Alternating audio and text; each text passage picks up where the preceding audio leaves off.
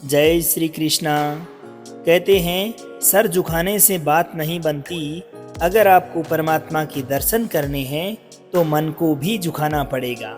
नमस्कार दोस्तों, मैं आपका मित्र सांवर चौधरी आप सभी मित्रों का एक बार फिर से आपके अपने YouTube चैनल सांवरिया ऑफिशियल पर हार्दिक स्वागत करता हूं, जहां पर आपको मिलते हैं ज्ञानवर्धक, स्पिरिचुअल और मोटिवेशनल वीडियोस। दोस्तों, आज के इस वीडियो में हम बात करेंगे श्रीमद् भगवत गीता जी के 16वें अध्याय के सार की, बहुत ही सरल और सहज भाषा में। इससे पूर्व के वीडियो में श्रीमद् भगवत गीता की 15वें अध्याय में हमने जाना कि किस प्रकार से ये दुनिया एक भ्रमित जाल है, कैसे हम इसमें उलझ कर रह जाते हैं और ऐसा क्या किया जाए कि इस भ्रमित माया जाल से अपने आप को उभारा जा सके, बाहर निकाला जा सके और अंततः अपने लक्ष्यों को प्राप्त किया जा सके। अब श्रीमद् भगवत गीता के 16वें अध्याय में आज हम जानेंगे कि मनुष्यों का आचार व्यवहार किस प्रकार का होना चाहिए, दूसरे लोगों के प्रति हमारा आचरण किस प्रकार का होना चाहिए और वे कौन सी विशेषताएं हैं जिनको अपनाकर एक मनुष्य अपने कार्य क्षेत्र में सफलता प्राप्त कर सकता है या फिर अपने जीवन में शांति प्राप्त कर सकता है। तो चलिए विस्तार पूर्वक जानते हैं श्रीमद् भगवत गीता के 16वें अध्याय से मिलने वाली सीख और शिक्षाओं के बारे में। दोस्तों, अधूरा ज्ञान हमारे किसी काम का नहीं होता, इसलिए इस वीडियो को पूरा अंत तक अवश्य देखें। अगर आप इस चैनल पर पहली बार आए हैं तो चैनल को सब्सक्राइब कर नोटिफिकेशन के बेल आइकन को जरूर ऑन करें, क्योंकि आगे भी आपको इसी से संबंधित आने वाले वीडियोज मिलते रहेंगे। इस अध्याय में भगवान श्री कृष्ण मनुष्यों में पाई जाने वाली आसुरी और देवीय दो प्रकार की शक्तियों के बारे में वर्णन करते हैं। इन दो प्रकार के गुणों के बारे में वर्णन करते हैं। देवीय गुण धार्मिक ग्रंथों के उपदेशों का अनुसरण कर सत्व गुण को पोषित करने तथा आध्यात्मिक अभ्यास द्वारा अपने मन को शुद्ध करने से विकसित होते हैं। यह देवीय शक्ति में वृद्धि की ओर अग्रसर करते हैं और अंततः भगवत प्राप्ति के लक्ष्य तक पहुंचा देते हैं। इसी के विपरीत संसारी लोगों में आसुरी प्रवृत्ति भी पाई जाती है, जो मोह अर्थात आसक्ति और अज्ञानता के गुणों की संगति से तथा भौतिक विचारों को अंगीकार करने से विकसित होती है। यह किसी के भी व्यक्तित्व में प्रतिकूल विचारों का पोषण करती है, सदैव नकारात्मक भावनाएं ही उत्पन्न करती है उनके जीवन में और अंततः आत्मा को नरक के अस्तित्व में धकेल देती है। दोस्तों, जिस प्रकार से हमारे इस चैनल पर श्रीमद् भगवत गीता के एक अध्याय का वीडियोज लाया जा रहा है, इन सब को आपने एक रूटीन से ध्यानपूर्वक अगर सुना है और समझ रहे हैं तो आपको अवश्य याद होगा कि 9वें अध्याय में भगवान श्री कृष्ण ने एक बात की थी, देवीय संपद और आसुरी संपद की।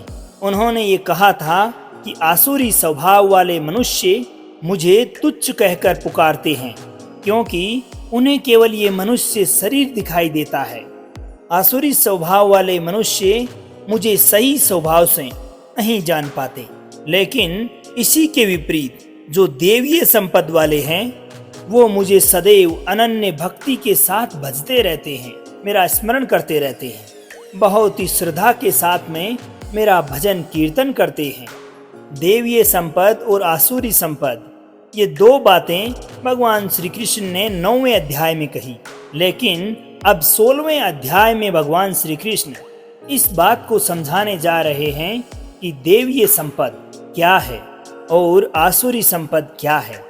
देवता और असुर, जिनके बारे में बहुत सारी कथाएं तथा कहानियां हमने सुनी हैं, ये वास्तव में कैसे होते हैं, इनकी जो विशेषताएं हैं या उनके जो गुण तथा अवगुण है, उन्हीं को यहाँ पर 16वें अध्याय में वर्णित किया गया है।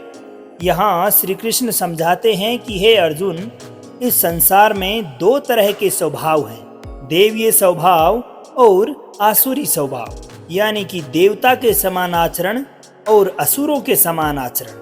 भगवान श्री कृष्ण कहते हैं कि अर्जुन, तुम्हें बिल्कुल भी परेशान होने की आवश्यकता नहीं है, क्योंकि तुम देवीय संपद को प्राप्त हो चुके हो। इसलिए पहले मैं तुम्हें देवीय संपद के बारे में ही बताऊंगा। इस अध्याय के प्रथम श्लोक में भगवान कहते हैं कि अभ्यम सत्व संशुद्धिर ज्ञान योग व्यवस्थिति दानम दमश्च यज्ञश्च स्वाध्यायस्तप आर्जवम। अर्थात परम पुरुषोत्तम भगवान ने कहा, हे भरतवंशी, निर्भयता, मन की शुद्धि, आध्यात्मिक ज्ञान में दृढ़ता, दान, इंद्रियों पर नियंत्रण, यज्ञों का अनुष्ठान करना, धार्मिक पुस्तकों का अध्ययन, तपस्या और स्पष्टवादिता देवीय संपद लोगों के लक्षण हैं। भगवान कहते हैं कि देवीय संपद प्रवृत्ति जिन मनुष्यों में होती है, जो देवताओं के समान व्यवहार करते हैं, उनमें भय का अभाव होता है, निडर होते हैं उन्हें किसी प्रकार का डर नहीं होता तथा उनके अंतःकरण की शुद्धता होती है। उनके अंदर ध्यान करने के लिए दृढ़ स्थिति होती है। जब वो ध्यान में बैठते हैं तो फिर उनका मन ध्यान में ही लग जाता है, इधर उधर भटकता नहीं, चंचल नहीं होता। इस प्रकार से वे सर्वस्व का समर्पण कर देते हैं और अपने संपूर्ण तन मन तथा धन से भक्ति में ही लग जाते हैं। इस प्रकार कभी भी भय नहीं करना, अपने मन को शुद्ध रखना, सदैव परमात्मा को ही याद करते रहना तथा अपनी इंद्रियों को वश में रखना, धर्म ग्रंथों का पाठ करना, किसी भी जीव को कष्ट नहीं देना, हर प्रकार की परिस्थिति में समभाव रहना, एक समान भाव, हर जीव को बराबर समझना, कभी भी क्रोध और मोह नहीं करना, क्षमा का भाव रखना, धैर्य रखना और यहाँ तक कि अपने में जो संचित गुण है उनका भी अभिमान न करना। यही देवीय स्वभाव है। दोस्तों, ये अध्याय दिव्य प्रकृति के दिव्य गुणों से संपन्न पुण्य आत्माओं के निरूपण से प्रारंभ होता है और अब आगे इसमें आसुरी गुणों का वर्णन किया गया है, जिनका अति सतर्कता के साथ त्याग करना चाहिए, क्योंकि ये आगे आत्मा को पुनः अज्ञानता और संसार अर्थात जीवन और मृत्यु के चक्र की ओर खींचते हैं। आगे भगवान श्री कृष्ण कहते हैं, द्वो भूत सर्गो लोके अस्मिन् देव आसुरैव च देवो विस्तरश्च प्रोक्त आसुरम पार्थ में शृणु। अर्थात इस नाशवान संसार में दो प्रकार के प्राणी हैं, एक वे जो देवीय गुणों से संपन्न है और दूसरे वे जो आसुरी प्रवृत्ति के हैं। मैं देवीय गुणों का विस्तार से वर्णन कर चुका हूँ। अब हे अर्जुन, तुम मुझसे आसुरी प्रवृत्ति वाले लोगों के संबंध में सुनो। दोस्तों, अब आसुरी प्रवृत्ति वाले लोगों के बारे में भगवान श्री कृष्ण बताते हैं कि हे अर्जुन, घमंड, क्रोध, सांसारिक आसक्ति, घृणा, अज्ञान, वासनाएं, ईर्ष्या करना और शरीर को इंद्रियों के वश में रखना आसुरी स्वभाव है।